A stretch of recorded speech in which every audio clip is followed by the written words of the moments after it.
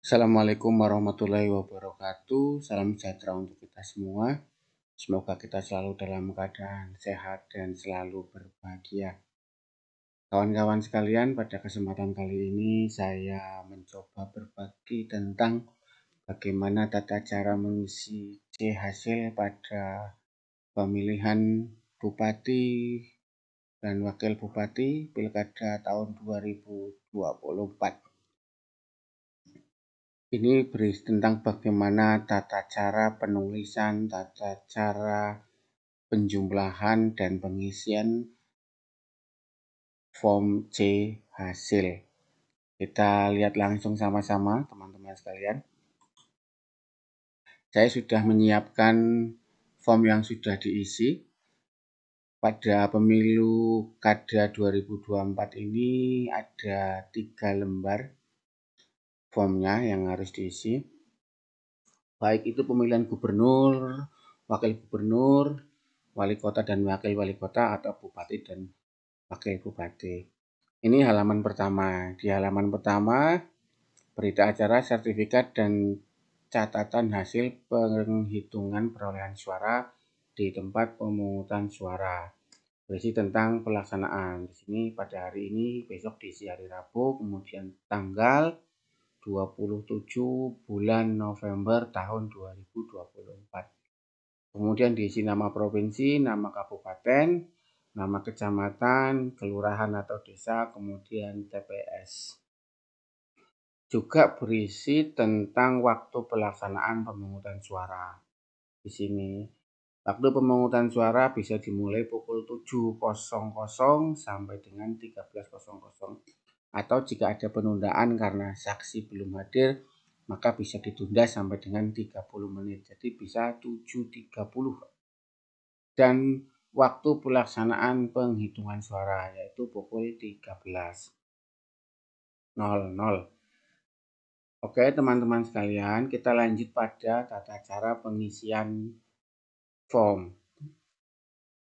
Yang pertama adalah data pemilih dan pengguna hak pemilih. 1 Romawi. A. Data pemilih. Jumlah pemilih dalam daftar pemilih tetap DPT. Contohnya di sini saya ambilkan contoh berjumlah 541 dengan rincian laki-laki 271 dan perempuan 270. Nah, ini format penulisannya saya contohkan juga. Angkanya seperti biasa, kalau di pemilu 2024 kemarin itu hurufnya menggunakan huruf digital atau yang ada di kalkulator. Kalau di pilkada ini hurufnya biasa saja, yang penting rapih. Kemudian kita lanjut, tadi DPT berjumlah 541. Kemudian B, pengguna hak pilih. 1. Jumlah pengguna hak pilih dalam daftar pemilih tetap DPT. Ini dicontohkan jumlahnya laki-laki 188, perempuannya 185, maka dijumlah menjadi 373. 2. Jumlah pengguna hak pilih dalam daftar pemilih pindahan DPTB. Teman-teman pasti masih ingat DPTB apa? DPTB adalah daftar pemilih yang terdapat dalam DPT, tetapi karena sesuatu dan lain hal harus melakukan pindah memilih. Di sini tidak ada. Kemudian 3. Jumlah pengguna hak pilih dalam daftar pemilih tambahan DPK, daftar pemilih khusus. DPK itu biasanya pemilih yang memiliki KTP tapi tidak terdaftar dalam DPT. KTP-nya KTP tempat dia tinggal. Di sini saya contohkan ada 1 laki-laki dan 1 perempuan, maka jumlahnya 2. Kemudian 4. Jumlah pengguna hak pilih yaitu tambahan dari poin 1, 2, 3.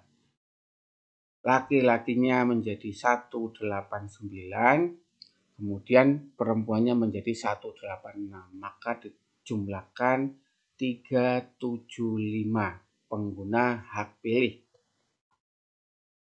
Kemudian 2 Romawi, data penggunaan surat suara. 1. Jumlah surat suara yang diterima termasuk surat suara cadangan 2,5% dari DPT di TPS. 554 ini diperoleh dari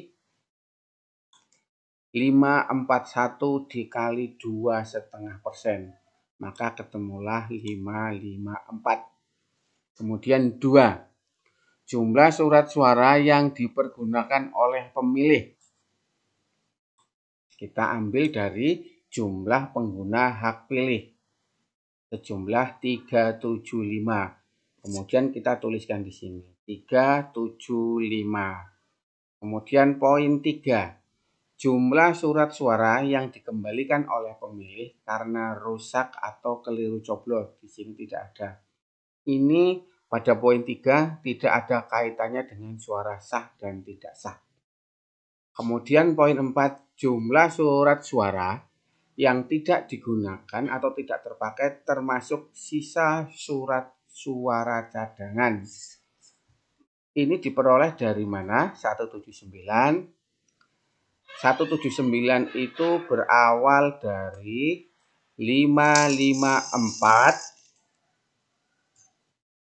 dikurang jumlah surat suara yang digunakan 375, maka ketemulah 179.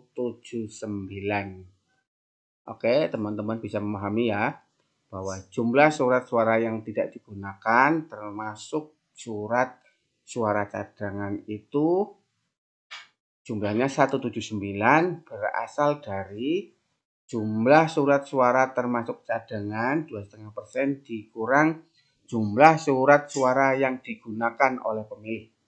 Kalau dicontoh 554 dikurang 375 maka ketemu 179. Selanjutnya data disabilitas. Di sini disabilitas disebutkan laki-lakinya ada 11, perempuannya ada 7, maka jumlahnya ada 18.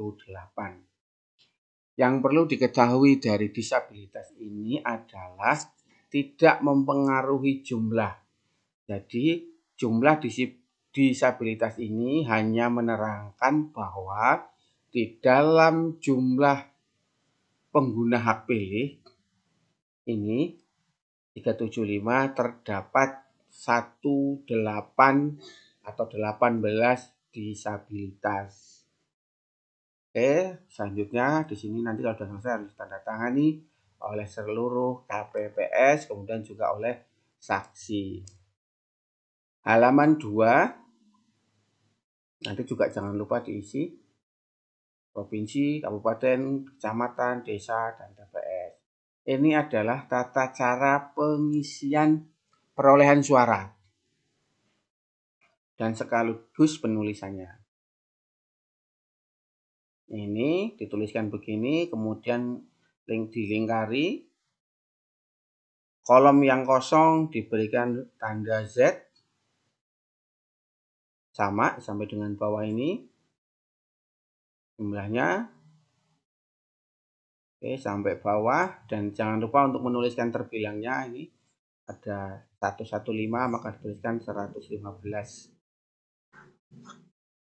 Terus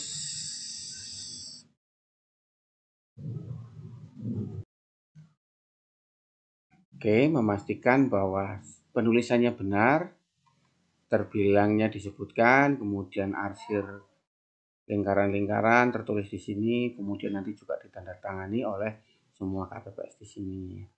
Kemudian yang ketiga halaman selanjutnya, data suara sah dan tidak sah. Ini A, jumlah suara sah. Jumlah suara sah itu tambahan dari ini teman-teman, jumlah perolehan pasangan nomor urut 75, 76, dan 77. Maka dijumlahkan ketemu menjadi 345. Dituliskan terbilangnya 345. Kemudian selanjutnya B, jumlah suara tidak sah. Di sini 30, maka diisi ini begini teman-teman. Kemudian ini ditulis di sini juga, jangan lupa di akhir, kemudian ditulis terbilangnya 30. Kemudian jumlah suara sah dan tidak sah pada kolom C adalah jumlah dari 345 ditambah dengan 30, maka menjadi 375. Dituliskan terbilangnya, kemudian lengkap bawahnya ditetapkan di kampung mana, tanggalnya, kemudian ditangani oleh semua KPPS dan juga oleh para pasangan saksi. Kita kembali ke halaman depan. Rekan-rekan sekalian, berkenaan dengan penulisannya harus rapi. Angka 2, 7, 1, 2, kemudian angka 4-nya seperti ini. Dan juga untuk kolom yang tidak ada isinya, diberi tanda silang. Jika kemarin di pemilu itu tanda silangnya harus penuh dari ujung ke ujung, maka pada Pilkada 2024 ini tidak perlu sampai ujung ke ujung, cukup di tengah-tengahnya saja supaya bisa terbaca aplikasi Sirekap. Terima kasih, semoga bermanfaat. Assalamualaikum warahmatullahi wabarakatuh.